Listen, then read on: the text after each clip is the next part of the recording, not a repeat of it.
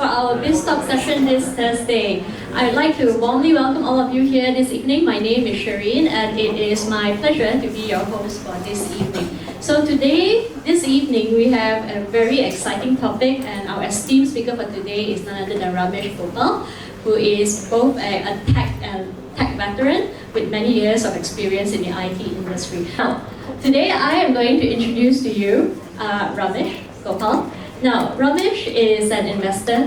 He is a fintech startup mentor, and he is also a software consultant with more than 35 years of experience in various IT roles, which spans sales and marketing, as well as technical solutions design and also general management. And beyond his extensive years of experience in the IT industry, he has also been invited to address numerous audiences across various industries, both in the government and the private sectors. He has also served as a guest speaker and facilitator in several industry associations, including the Malaysian Institute of Accountants. So it gives me great delight to invite Ramesh here today to speak on the topic on AI, the good, the bad, and the scary. Thank you. And good evening. Nice to see so many faces here today. This must be an interesting topic, and I also noticed with interest that a number of you had raised your hands earlier in terms of using AI. What's interesting about it is that first time many of you have interacted with AI would have been likely ChatGPT is less than 2 years old. So this has been a very, very rapidly adopted technology. So that's something that's really amazing. So I thought that this topic may be of interest and may help people put in context, in a broader context, what AI is about and what are some of the societal ramifications that AI may have for us. I think the format is that we will probably have questions at the end. Let's keep questions to the end. But in the meantime, let me get started. So a little about me, as our esteemed moderator, Reen, has just mentioned. So I've spent a lot of time in the tech industry. I've been in software almost all that time. I started programming as a kid, back when programming was still very new. So I've been in the traditional software world for a very long time. So I'm considered a dinosaur now because of AI. I'm learning, but the expert in the house is my son. So he knows even more than I do in AI. Yeah. But he's also very good at talk. So what are we talking about today? We're looking at the broader ramifications of AI, and we're going to look at some of the things that we as workers, managers, parents, and citizens can do to kind of manage this transition and navigation in the AI world. So why does it matter? Because AI gets a lot of hype today. It's highly unlikely that you will read something online that does not talk about AI. But AI is one of those, what we would call, very powerful dual-use technologies. So what is a dual-use technology? A dual-use technology is a technology that has great benefit for mankind, but also poses some dangers. So things like, in the early days of humanity, we had fire. Fire is a dual-use technology, if you want to call it that. But so are nuclear weapons, or nuclear energy, nuclear technology. Yeah? So AI is in fact probably as powerful in that sense as a dual-use technology as nuclear energy, in my estimate. And we'll talk about a little bit about why that would be the case. So that's why it matters. It's a future that also raises a lot of anxiety amongst people. So for a lot of us here who are a bit older, we're at the tail end of our careers. But for those who are just beginning, AI definitely has some consequences for us. I think it would be good to set the stage and understand what an artificial intelligence really is. So this is a simple definition. It's essentially a man-made software system that tries to respond intelligently to inputs by identifying or categorizing stuff. So as an example, if you show an AI that has been trained properly a picture of a cat, the answer should be in a text form, cat. And similarly for other kinds of objects. The other thing that AIs are very good at, And this is probably the bulk of where you all use things like ChatGPT today. Generating numbers, text, software code, pictures, diagrams, photos, audio, and everything in between. And as our moderator Shireen said just now, people are even using it for doing their homework. One of the many uses it's available to us. The other thing that AI is being used for, although this is not so visible to people who use ChatGPT, is that it can be used to control other man-made systems via software. As an example, you can train an AI to play a video game, and that AI can then play that video game far better than a human can. So these are things, but that's in the virtual world. The time is already here where AI will be able to control things in the real world as well, either for good or for nefarious purposes. So that's something to consider. So I think it's good to understand how we got here in terms of AI. Traditional software is programmed. What does that mean? Typically the logic is just one very long series of if this, then do that kind of logic. And this can run into millions or billions of lines of code. Imagine that. And that's how traditional software has been written for the last 7 decades or so. And all the modern software that you rely on today, everything from your online banking to systems in your car that control the engine, everything today is essentially built using this method. By contrast, an AI learns by training. So what does that mean? I think the best example would be, for those of you who have had kids or interacted with kids of your friends or your relatives, you would have observed how do babies and toddlers learn. Do they learn by listening to instructions from someone, or do they figure it out by trial and error? Observe this. How do they figure it out? Usually it's by trial and error, and by lots of repetition. You know, what's interesting is that the AI systems that are in our brains teach us everything that we know, from how to read and write, to walk and talk. All of these things are learned. So essentially you can say trained.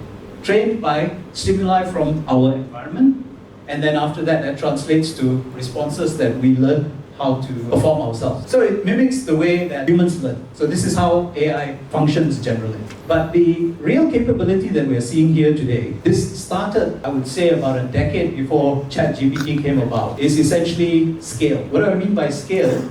And how we got here with the AI that you use today is that we have amazing computing power. And I really mean amazing. As an example, the first supercomputer that could, in terms of computing power, we tend to measure it in the number of calculations a computer can do in a particular second. So the first supercomputer that could do 1 billion computations in a second came about in 1985, and it was the size of a box that was about as tall as I am, and about 5 times wider. Okay? Today, we can do 30,000 times more calculations in an NVIDIA card that is about this size. So there's no guessing why NVIDIA is one of the most valuable companies today. They are the market leaders, but others are also trying to catch up. But can you imagine that the size of that card is perhaps 1/100th of the original supercomputer, but it has 30,000 times the processing power. So that's something astonishing in terms of scale. And just so that you know, the AI systems like ChatGPT today are not trained using one of those cards. There are servers filled with hundreds of. So can you imagine the kind of processing power that it needs to generate the kind of AI that you have today? The other thing that made AI possible today, ChatGPT and all the others that we love so much, is that it needed large data sets, and large data sets that were freely and easily available. And this didn't happen until a lot of data got up onto the internet. And so this began to happen around 2010, when people started harvesting this the data, marrying them with large compute, and being able to then train these AIs. So imagine, this is the difference between human intelligence, or I like what Satya Nadella, the CEO of Microsoft, his definition of AI is actual intelligence. He says he has actual intelligence. And I think we all have. So what's the big difference? A baby can be trained on something after maybe just one iteration. That means the kid just does it once, and he or she knows how to do it thereafter. These AI systems need a lot of training data. As an example, I believe it's either the current or the most recent, one of the most recent previous versions of ChatGPT. It needs about 1.3 trillion data points. And it ingests a lot of data, okay, that had to be processed for it in order to be able to reach its current capability, which you could say is perhaps more sophisticated than a toddler or a teenager, but it still requires a lot of computing power to run. You can't run ChatGPT today on your own notebook or laptop. You have to use the servers that OpenAI or the other companies provide for you. There may come a time in future when you'll be able to do so, but right now for most of our normal laptops, we can't do it. So there's so much processing power needed. So timing is everything. The age that we live in, we are fortunate in the sense that all these different factors have converged. We've gotten the data we needed, the processing power we needed, and for those of us who use ChatGPT, thanks to the bandwidth we have to the internet, that we can actually chat with ChatGPT. So all of these things came about kind of like fortuitously in this era. So we're fortunate to be living in this age and this time. One of the things about AI and training is that there are several flavors AI tools today that are trained. So there are 3, and I'll go through them quickly. But before that, what I want to also say is that the presentation that I'm doing here today, if it were in-depth and technical, we could spend a few hours here today. So this has been quite simplified. If you want to chat more about this on the sidelines, I'm happy to do so. Or when you encounter me next, another one of your Biztalks. I'm usually here early, so neural networks were really the granddaddy of AI technologies. Neural networks have been around for about, believe it or not, 60 years. For the longest time, we couldn't really do much with them because we didn't have the computing power. But now with massive computing power, we can actually use neural networks to do a lot of things for us. A neural network is essentially modeled on the human brain. And this is what I call, the modeling on the human brain, this is what I call biomimicry. I think I mentioned it in another slide somewhere. So scientists in many disciplines have always looked to copy nature where possible. So the neurons in your brain, of which you have several, I think it's about 60 billion neurons or something like that. Lots of neurons in your brain, but it fits in a 1 kilogram plus package size. 100 billion. There you go, 100 billion. So that's a lot of computing power, and it fits in a 1 kilogram plus package in your head. Amazing. So another flavor of AI tools that we have today is what we call large language models, and this is what ChatGPT is today.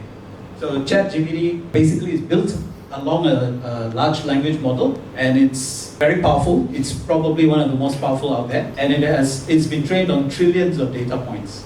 It's a lot. And the third one is what we call generative AI, which is essentially either a neural network or an LLM, or a combination of both. So actually ChatGPT uses a bit of both, because what happens is for certain kinds of tasks, it'll actually use the neural network side of things, and for language processing, it tends to use the language model. So because of this, generative AI is actually able to do a lot of the text generation, image generation, audio generation, video generation, and code generation. Code here, when I mention code, I mean software code, programming code. So here's an interesting, if you give ChatGPT today, and you can try it out, a very complicated mathematical expression to solve, a long number of digits, add it, divide it, subtract it, you'll probably find that ChatGPT may or may not get it right.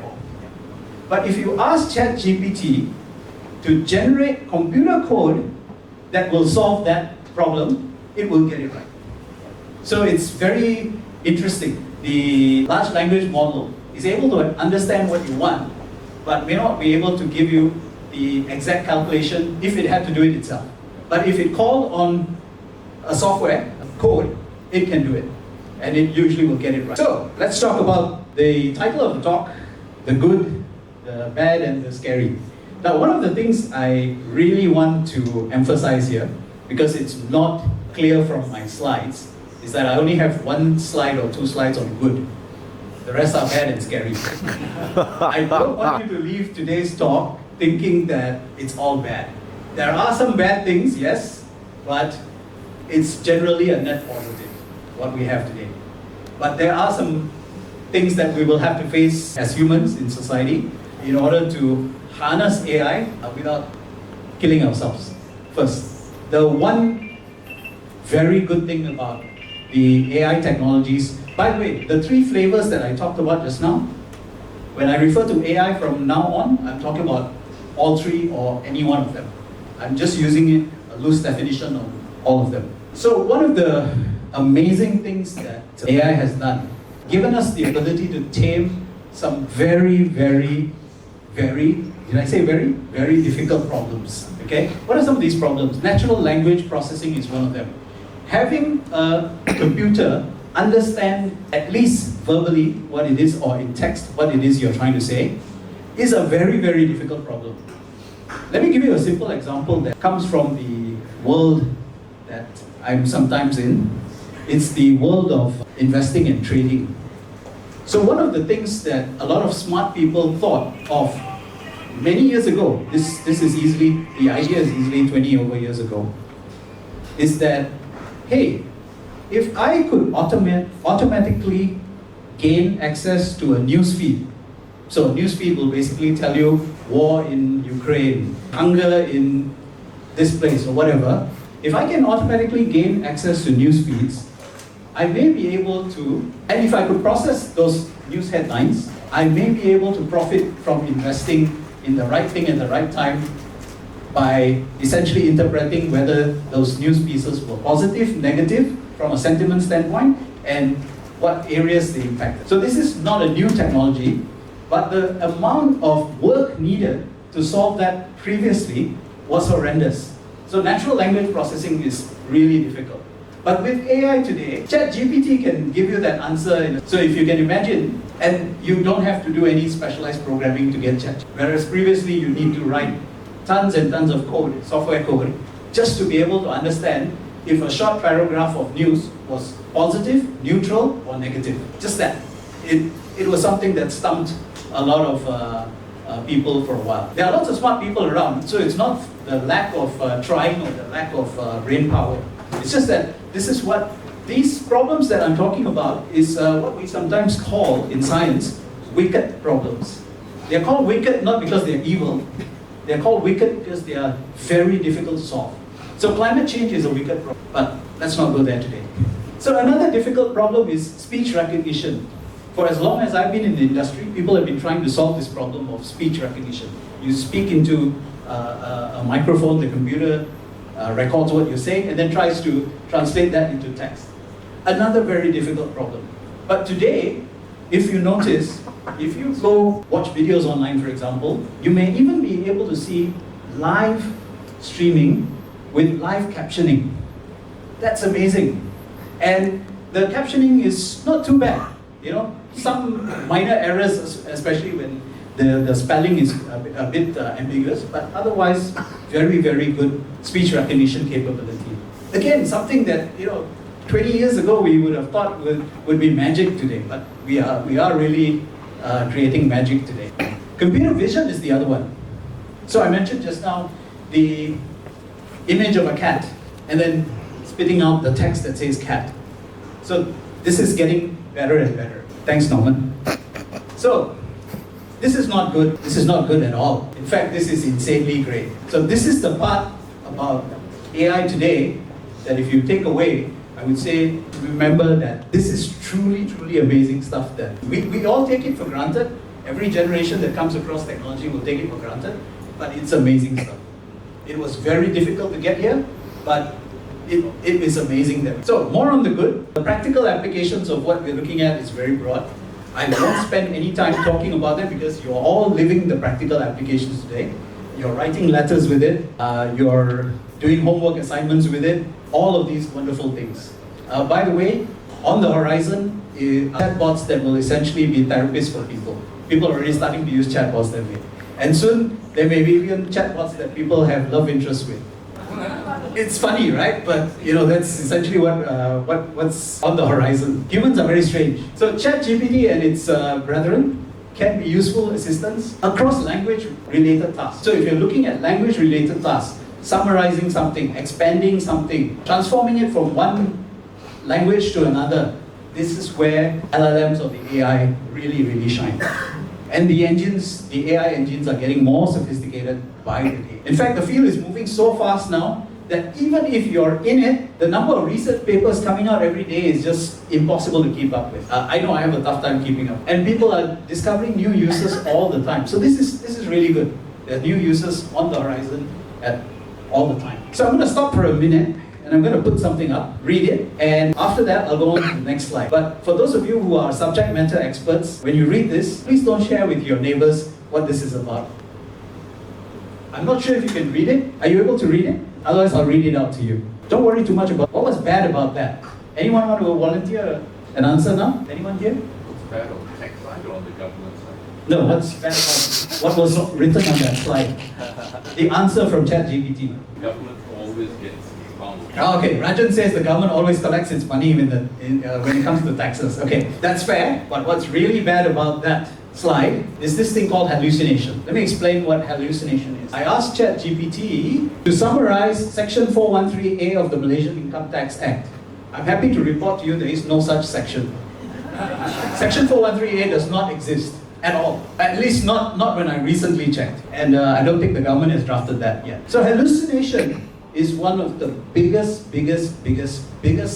problems of AI today. If you're a user of AI, be very aware of this limitation, okay? Because this one limitation leads to a whole lot of bad things down the road. But just be aware of this for now. So is hallucination the generation of things that are not true?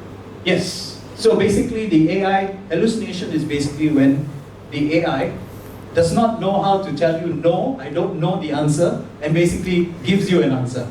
It's like that know-it-all uncle that we sometimes have. You ask him anything, he'll be able to give you an answer. But he actually doesn't know anything about it. Okay? So we've all had friends or relatives like that. Think of this ChatGPT as that really great uncle of ours that can tell you anything you want to know. Many times ChatGPT gets it right, but many times in technical matters, it gets things wrong. Okay? So beware. If being right matters, that means if your job is on the line, if lives are on the line, if people's well-being is on the line, always verify it yourself. This has a lot of implications. The other implication, or rather the other challenge we have with AI is privacy. Do you know that everything you type into ChatGPT today, ChatGPT can store and remember? So it knows your user account and it knows that you're trying to send love letters to a guy called Joe, for example. Or you're trying to send love letters to a woman named Jill. So ChatGPT keeps track of all of this and more. And in fact, it's not just ChatGPT, it's whichever AI service you use. So beware that privacy is a limitation. The other thing that's happening with AI is what I call wholesale plagiarism. If you are a content creator on the internet and your content is out on the internet, the AI engines are basically crawling your content and assimilating it into their own databases. So you may have created unique content that you actually earn money off, that you charge people for, but these agents now know those things and can spit them on to other people. So beware of that. The other challenge is that we have a lot of artificial content. As if the world wasn't generating enough stuff on the internet, we are generating even more content now because of AI. And a lot of it is essentially content where AI copies from other sites, rewrite it, and people post it as their own. This has some very serious ramifications. The first one is that it will, in time to come, degrade the quality of search. So if you go out and do a search, the top 10 answers will be AI generated and they could be utterly wrong. By the way, Google search is getting worse, but I'm not sure if it's because of AI or because of other factors. The second thing is that why this is bad, and the AI companies know this themselves, but I don't know if they're doing anything about it, is that they are training their stuff on the artificially generated content. So in future, ChatGPT and its cousins will probably get, and that's something to watch out for. So artificial content is not necessarily a great thing. The other thing you'll notice is that the AI has a lack of creativity. Once you've seen an AI output, they all kind of like have telltale signs. You know, the pictures, the text. Some people don't even bother when they do the cut and paste from ChatGPT. They put up everything. Sure, I can answer that question for you. And then the rest of the text. Lack of creativity is another challenge. Quickly running out of time, but let's cover another few of the bad aspects quickly. Reputational risk. This is where if you don't verify what's there before you use it or pass it on, you may suffer reputational risk. People will trust you less because you've given them stuff that's wrong. Cognitive atrophy is a major one. And I think Shireen alluded to this earlier. If people start using these tools in substitution for their own thinking, will we see people one generation from now less smarter than they are now? It's a very good question to consider. The other area that I fear we'll have challenges with is subject matter expertise loss. Again, over-reliance on what the AIs give you. People may then start to store less in their heads, and they may not be able to function as really great, whether it's lawyers, scientists, programmers, or any of those disciplines where we thought we were good at. There's also going to be, coincidentally, or rather ironically, greater demands on workers. Every technology that we've had, if you've noticed, bosses haven't made it easier for workers, they've made it harder. So when word processing came out, I'm not sure how many of you lived through that era when word processing first came out and replaced typewriters. If you could produce 10 pages of output, typed output before, you were now expected to do 50. And then because it's a standard in the industry, everybody can produce lots of pages of reports, then you were expected to be around the same. The same happened with PowerPoint slides. The same happened with all kinds of other things that we work with. And I'm running out of time. So let's cover the scary a bit quickly. So one of the challenges we're going to face in the future will be that pure cognitive jobs may become scarce. So if your job is purely cognitive, white-collar job, sitting behind a desk, there is some danger that that job may go away. And your next boss might become a computer. But I mean, this is already happening. In case you're wondering, this is already happening. Anyone who has used ride-hailing recently, you would know that ride-hailing, the dispatch is done by a computer. The dispatch is not being done by a human. In those days, anyone remember radio taxis? If you're old enough? Yeah. In radio taxis, a person would actually get on the radio and actually call for whoever was in an area. But now it's all done by a computer. So your boss is actually a computer. The other problem we have, which is scary, is bad data that train AIs can result in bad outcomes, such as discrimination.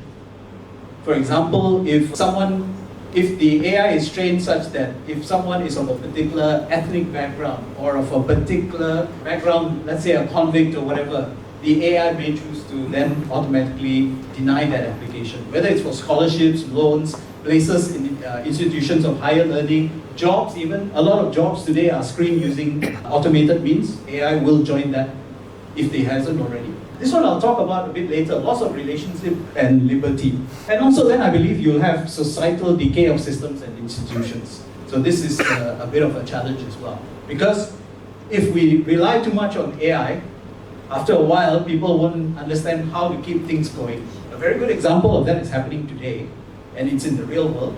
It's Boeing planes. So they're already suffering decay because of a loss of engineering capability. Rajan here says so is MAS. Oops, I better not say that. Some people might kick down the door and walk me out. But in any case, yeah. So this can be a major challenge for society. And of course, the granddaddy of all scary futures, artificial superintelligence. So the story goes that an artificial superintelligence will one day wake up and will be told to make the world a better place. And the first thing the artificial intelligence will do is say, humans are the problem, let's remove humans from the world. Ultron. Yeah, Ultron, yes, correct. If you've watched the Avengers movie, Ultron. So, how are some of the ways that we can actually cope with AI? And I've broken this down into several roles. As a business owner, please give me a few more minutes, Norman. So as a business owner, AI is just a tool, not a silver bullet.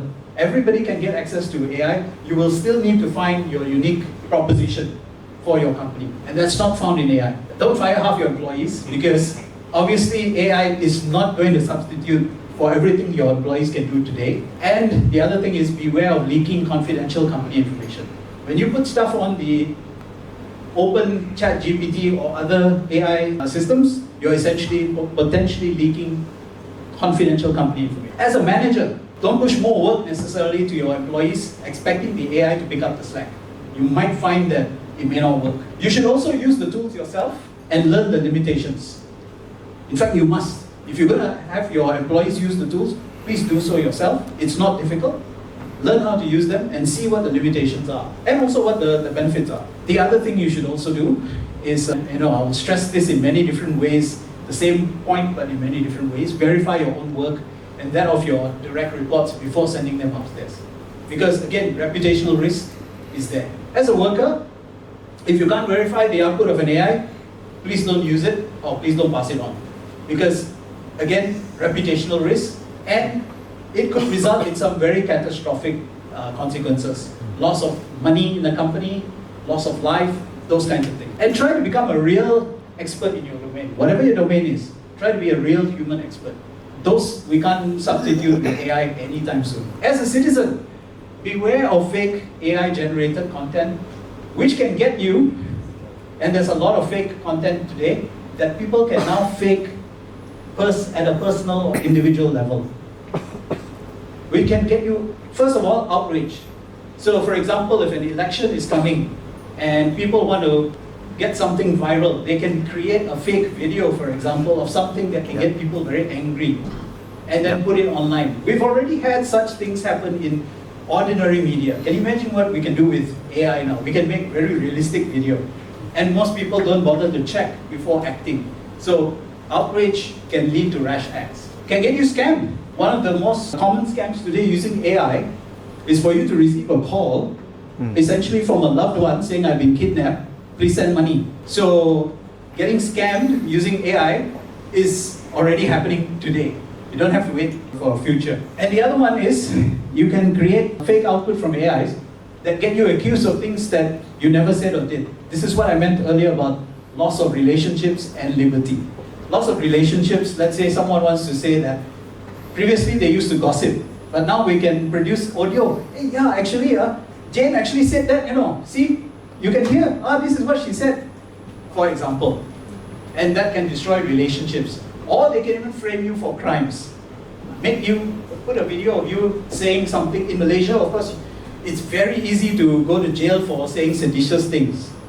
I can make a video of someone saying something seditious and share it online, and soon the authorities will descend on you and, all hell breaks loose. So this is really a dark side of AI. Beware of this. As a parent, teach your kids how to question and potentially recognize false information. First of all, if you're not sure yourself, it's best you learn how to do it yourself. It's really, really helpful in this age of the internet, AI, misinformation, fake news. It's really useful. The second thing to bear in mind is that for those of you who still have young kids, that the old scripts that we had in terms of asking people to go through academia and then come out and get a good job, those scripts are now likely broken. Why? Because, as I mentioned earlier, cognitive jobs, pure cognitive jobs, they're going to get harder. And we're going to see something very interesting happening. The very senior people in their fields are very valuable. Let's take lawyers, for example. The very senior lawyers cannot be replaced. Why can't they be replaced? Because they have lots of wisdom, they have strategy, they have the ability to really do good work for you. But the guys who are just trying to enter at the bottom now, if all they're doing is cut and paste, which a lot of lawyers do, I don't mean to offend any lawyers. I've experienced this throughout my career as well. When I consult with lawyers, they give me something that is literally a cut and paste. Well, AI is going to take that away. Paralegals are probably going to have their work taken away too. So we're going to have this gap from the bottom and the middle missing for a long time, unless we figure out ways to get people having a pipeline again back to going from a junior to a senior. So this is something to be aware of. I wish I had time to talk about this, but consider steering your kids towards what I call CDE jobs. What are CDE jobs? The C stands for creativity, the D stands for dexterity, and the E stands for empathy. So what are some of these kinds of jobs? The creative jobs you would know, things like being a composer, being a writer, etc. But AI is helping to replace people there too. Dexterity when matched with cognitive ability, things like a surgeon, things like an aircraft mechanic, those are things we cannot do today. We cannot do today. We can't even get a robot to do it today, even if we wanted to. Trust me, that is a lot further away than cognitive tasks, where they are today. And the E, the empathy jobs, these are going to get even more prevalent. But what are some of these empathy jobs? Teaching, nursing, caregiving, salespeople, counselors. These are all empathy jobs. Yes, the AI may be able to do some of it, but I think a human in the loop is still very, very necessary. And a human can't do caregiving very easily either. An AI can't do caregiving. A human can. That's it. Whoa. And I'm 10 minutes over time. Oh my God, I'm so sorry. All right. Thank you, Ramesh, for that very excellent talk. So we'll go into a time of Q&A with Ramesh, and you're all welcome to share your question and answers. I know that you mentioned a few times about how the white-collar, purely cognitive work roles will likely gradually be phased out in preference for other jobs that requires more human-level skills. So how would you advise that we navigate in the workforce currently in an AI-driven economy? What are the kind of human skills should we be investing in? Thanks, Shireen. So the toughest is always the transition time. In history, it's always been that when we are in between or at the beginning of a transition. So for those who are currently in jobs, what do you do to try and safeguard your job or move forward? The best advice I can give is, if you can't beat them, join them. Learn to use the AI tools. If the AI is coming for your job, get the AI on your side. And try to use the AI as much as you can to improve your skills and to improve and amplify your output. So the AI tools today are essentially what we would call amplifiers. They can amplify what you have and what you know. Of course, again, if it's technical and it requires you to be right, then you have to get better in your domain itself. The old way, studying it, learning it properly. The old-fashioned style of Tai Chiing around in a mid-level job is not likely to cut it anymore, because you will be easily found out. So you should try to use the AI, better your skills, because there's a lot of learning stuff out there stuff out there that you can learn from today on the internet, or even through online training programs that are widely available, like things like Coursera or other similar types of training programs. Yeah. So get the AI on your side first. Yeah, I think what you mentioned that was quite interesting is that the most senior lawyers in their field are very valuable, whereas the junior ones and the paralegal, they can be replaced. And I think it applies to a lot of different professions, including developers. Very senior developers can do well. But okay, so for a person who is at entry level, just graduated, junior level, can we collaborate with AI, since it's so powerful, to get us to a higher level of potential, a higher level of masteries to distinguish ourselves in the job market? Right. So the answer to that would be, get the AI on your side. So I think an example that's very close to home for me is that my son graduates in a few months. He's in IT, currently pursuing software engineering. And one of the things he has done is, he leverages ChatGPT and other AI non-stop. He gets it to do a lot of things for him. The good thing is, he knows the stuff that ChatGPT is doing for him. He can check it. So if you get to that level, you will always be valuable. Essentially, what I always told people before the age of AI, it's fine to copy and paste code from the internet, as long as you know what that code is doing. If you know what that code is doing, perfectly fine. And this applies in any discipline that we work in today, whether it's software development, whether it's legal, anything. If you understand it yourself and you're copying it and pasting it, fine. But the challenge arises when you don't understand it and you can't check it. So if you're entering, hopefully if you want to have a leg up amongst your cohort, then the best way to do that would be to understand your domain and use the tools at your disposal to maximize your potential. Excellent. So we have a question here. Can we get a mic? Ramesh, what are the ways that we could actually leverage off tools, not just ChatGPT, but also Copilot, Gemini, and anything else? So the question is, what's the best way we can leverage off tools like ChatGPT, Copilot, Gemini, Claude? These are many of the AI out there. So I mentioned earlier that one of the really good things that the AI can do for you is language-related tasks. So if you give it a series of bullet points, for example, Copilot can generate PowerPoint slides for you, or ChatGPT can generate a narrative for you. So it can expand text. But the flip side is also possible. You can ask it to read something, like I asked ChatGPT for Section 413A of the Income Tax Act, and summarize it for you. If you gave it something that was correct to begin with, chances are it will do a proper job. It won't hallucinate there, if you gave it the input. So these are things that can save you time. So this is where the AI acts as an amplifier.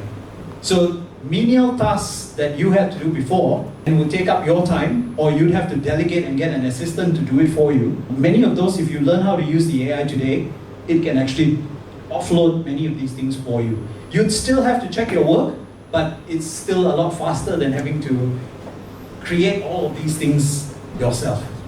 Okay, so you mentioned Copilot, PowerPoint, ChatGPT for text, Gemini and Claude. Gemini is also a very broad ChatGPT-like, but apparently people complain that Gemini has some issues and is not as powerful as ChatGPT. Claude tends to have a lot of following among software developers. So it tends to be very, very popular among software developers because apparently it handles programming tasks much better. Now, you may wonder why I word my answer this way.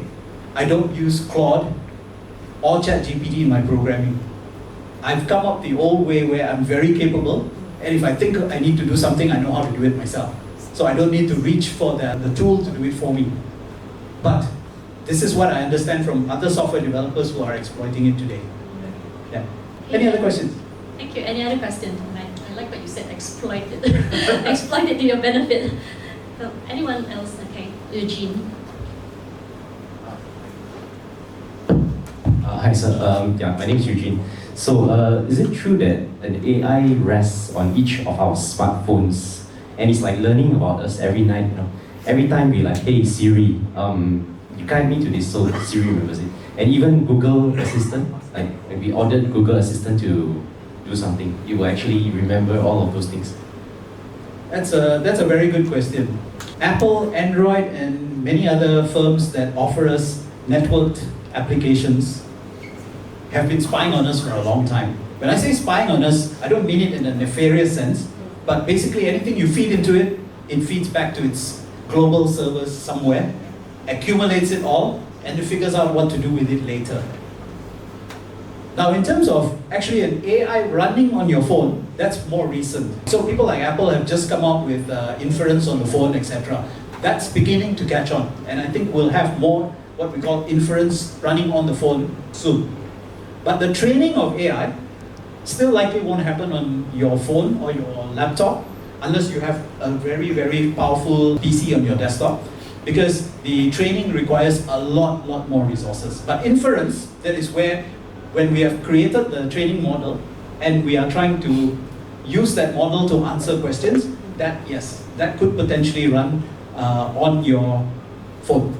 If there was enough memory, of course, to fit the model. All right. Really good. Anyone else has any questions? Otherwise? Okay. Yes, That please. gentleman. My name is Edwin. Thanks for the talk, Ramesh. Thanks, Edwin. I think this question is probably irrelevant, but I ask in sincerity, should Christians be using AI? Because I have friends who tell me that don't use AI because AI could eventually become the image of the beast. So what do you think about that? Okay. Now, the first disclaimer I must make is that I am agnostic, so I may not be able to answer as a Christian, but I can answer the question more from an independent point of view. I think to help it with your study of scripture, to generate materials for people that you are studying with, and all of those language-related tasks that I mentioned, it's a perfect tool because it would be things that you would do anyway, but it would just take you longer, or you would delegate it to someone else. Now, in terms of it becoming the beast, if we reach the artificial superintelligence, then yes. Right now, we're not there yet. And I hope we don't get there, but technology being what it is, everybody is pushing to develop so we're not yet at super intelligence. The first step everybody is pushing for is what we call artificial general intelligence. So artificial general intelligence, which is the next milestone, is basically where it matches humans. But unfortunately, the day we reach AGI, which is artificial general intelligence, it will only take a very short leap for AGI to create ASI. Yeah? But I don't think you need to worry so much about it from theological perspective. Use it as a tool like you would a word processor. It is still a tool in that sense. As long as it doesn't change your output or the intent of your output, that means if you wanted a scripture passage to be have a narrative that you intended in a positive way and it changed it into a negative way, that's why checking is always good. It's fine. You won't likely see any issues with that. By the way, there's one very important point I must point out here. What is the difference between AI and the human brain when it comes to language? Just bear this in mind. AIs cannot reason. The ability to reason is totally alien to them. They are essentially parroting stuff back to you. That's number one. Number two, AIs understand words. If you say car, house, cat, but they don't understand concepts. They don't understand what is the concept of a house, what is the concept of a car, what is the concept of a cat. So in our minds, as humans, we are able to distinguish this. We may have even different words that in different languages that we can pull up to describe these concepts. But we innately, I don't know how it works, whether it's endowed by our creator or evolution, let's not go there. But innately, we understand the difference and we understand the concept. The AI is a parrot, a very, very smart parrot, a very fast parrot, a very electronic parrot. Okay? So just bear that in mind. So it's actually a benign tool. It's unlikely unless someone maliciously programmed it to do something when you requested it to give you something that was wrong. Hopefully that doesn't happen. It's a very interesting question, by the way, so I think it's good that you raised it. Thank you for the question. I couldn't agree more. I think I can speak from the standpoint of a Christian. And I think it was mentioned that technically artificial intelligence is man-made. And so if it's man-made, then I believe that the wisdom, the ability to create AI was actually also God-inspired. That was an ability that God put in man. Just like every technological advancement, every healthcare advancement was also man-made, but it's also used for the betterment of our lives. It's used for us to progress. So I think AI, we can harness this technology for the betterment of our lives. We used it, like you say, it's a dual technology. You can use it for good or you can use it for bad. So I think the call is ours. We have this tool in our hands, so we can harness it, leverage it for betterment. Okay, so I hope you have found this to be a really deep and insightful talk, and I certainly enjoyed it. It's an absolute pleasure to have you here with us, Ramesh. So if you all want to give Ramesh a big round of applause, here again and share more. The challenge I have is that for a lot of the subjects I'm happy to talk about, I can actually talk about them at deep length. So these 30-minute sessions are actually quite good in that sense. It keeps me tethered, you know. Otherwise you'll have to spend a lot of time sitting here and listening to me. Thank you, and thank you so much for having me.